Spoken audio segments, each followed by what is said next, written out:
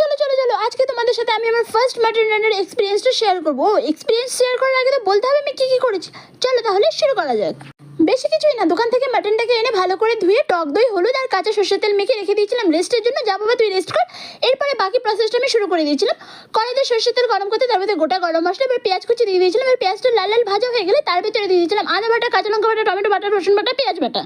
আর বাটাবাটির পর্ব শেষ হতে দিয়ে দিয়েছিলাম বেসিক মশলা, গুঁড়ো মশলা, যেমন হচ্ছে ধনে গুঁড়ো, জিরে গুঁড়ো, লঙ্কা গুঁড়ো, হলুদ গুঁড়ো। এইগুলো দিয়ে ওই যে 2 ঘন্টা রেস্টে যাকে রেখে দিয়েছিলাম এবার তাকে নিয়ে এসেছি, মানে ওই মাটনটাকে নিয়ে এসে এবার মাটনটাকে ঢেলে দেওয়ার পালা। তারপরে মাটনটাকে ঢেলে দেওয়ার পরে এবার মাটনটাকে ভালো করে নেড়ে নিতে হবে। বাটিতে যেন একটু মশলা না থাকে, বাবা রে যা দাম মশলার। যাই হোক, তারপরে ভালো করে কষিয়ে নিয়েছি। এবার তো এটাকে সেদ্ধ করতে হবে।